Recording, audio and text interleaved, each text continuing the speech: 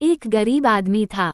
एक दिन वह राजा के पास गया और बोला, महाराज, मैं आपसे कर्ज मांगने आया हूँ। कृपा कर आप मुझे 5,000 रुपये दें। मैं 5 वर्ष के अंदर आपके रुपये वापस कर दूंगा। राजा ने उसकी बात पर विश्वास कर उसे 5,000 रुपये दे दिए। 5 वर्ष बीत जाने के बाद भी जब उस व्यक्ति ने राजा के 5,000 रुपये नहीं लौटाए तब राजा ने सोचा कि उस व्यक्ति को सैनिकों से बुलवाया जाए। लेकिन राजा ने सोचा कि उसके घर जाकर खुद देखता हूँ कि क्या बात हो गई, क्यों नहीं लौटा पाया। जब राजा उसके घर पहुंचा तो वहां कोई न मिला। राजा लौट आया। दूसरे दिन फिर राजा उस व्यक्ति के घर गया। वहां और कोई तो नहीं दिखा, एक छोटी लड़की बैठी थी।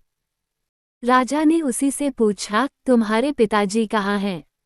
लड़की बोली, पिताजी स्वर्ग का पानी रोकने गए हैं। राजा ने फिर पूछा, तुम्हारा भाई कहाँ है? लड़की बोली, बिना झगड़ा के झगड़ा करने गए हैं।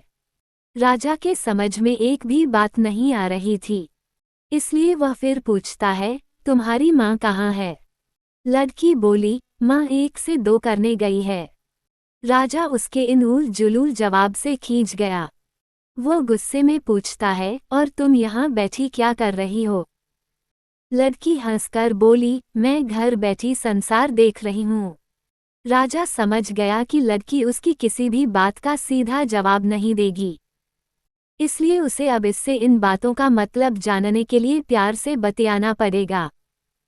राजा ने चेहरे पर मुस्कान लाकर पूछा, बेटी, तुमने जो अभी अभी मेरे सवालों के जवाब दिए, उनका मतलब क्या है?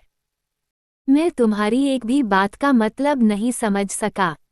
तुम मुझे सीधे सीधे उनका मतलब समझाओ। लड़की ने भी मुस्कराकर पूछा, अगर मैं सभी बातों का मतलब समझा दूं तो आप मुझे क्या देंगे? राजा के मन में सारी बातों को जानने की तीव्र उत्कंठा थी। वह बोला, जो मांगोगी वही दूंगा। तब लड़की बोली, आप मेरे पिताजी का सारा कर्ज माफ कर देंगे तो मैं आपको सारी बातों का अर्थ बता दूंगी। राजा ने कहा, ठीक है, मैं तुम्हारे पिताजी का सारा कर्ज माफ कर दूंगा। अब तो सारी बातों का अर्थ समझा दो। लड़की बोली, महाराज, आज मैं आपको सारी बातों का अर्थ नहीं समझा सकती। कृपा कर आप कल आएं। कल मैं जरूर बता दूंगी। राजा अगले दिन फिर उस व्यक्ति के घर गया। आज वहां सभी लोग मौजूद थे। वह आदमी, उसकी पत्नी, बेटा और उसकी बेटी भी। राजा को देखते ही लड़की पूछी, महाराज, आपको अपना वचन याद है ना? राजा बोला, हाँ मुझे याद है।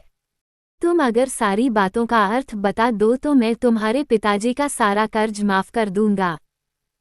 लड़की बोली, सबसे पहले मैंने ये कहा था कि पिताजी स्वर्ग का पानी रोकने गए हैं। इसका मतलब था कि वर्षा हो रही थी और हमारे घर की छत से पानी टपक रहा था। पिताजी पानी रोकने के लिए छत को छा रहे थे। यानी वर्षा का पानी आसमान से ही गिरता है और हम लोग तो यही मानते हैं कि आसमान में ही स्वर्ग है। बस पहली बात का अर्थ यही है। दूसरी बात मैंने कही थी कि भैया बिना झगड़ा के झगड़ा करने गए हैं। इसका मतलब था कि वे रेंगनी के कांटे को काटने गए थे। अगर कोई भी रेंगनी के कांटे को काटेगा तो उसके शरीर में जहां तहां कांटा गड़ ही जाएगा, यानी झगड़ा नहीं करने पर भी झगड़ा होगा और शरीर पर खरोंचें आएंगी। राजा उसकी बातों से सहमत हो गया। वो मन ही मन उसकी चतुराई की प्रशंसा करने लगा। उसने उत्सुकता के साथ पूछा, और तीसरी चौथी बात का मतलब बेटी? लड़की बोली, महाराज, तीसरी बात मैंने कही थी कि माँ 1 से 2 करने गई है। इसका मतलब था कि माँ अरहर दाल को दरने यानी उसे 1 का 2 करने गई है। अगर साबुत दाल को दरा जाए तो 1 दाना का 2 भाग हो जाता है, यानी यही था 1 का 2 करना। रही चौथी बात तो उस समय मैं भात बना रही थी और उसमें से एक चावल निकालकर देख रही थी कि भात पूरी तरह पका है कि नहीं। इसका मतलब है कि मैं एक चावल देखकर ही जान जाती कि पूरा चावल पका है कि नहीं। अर्थात चावल के संसार को मैं घर बैठी देख रही थी। ये कहकर लड़की चुप हो गई। राजा सारी बातों का अर्थ जान चुका था।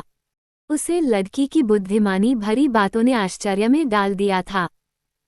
फिर राजा ने कहा, बेटी, तुम तो बहुत चतुर हो, पर एक बात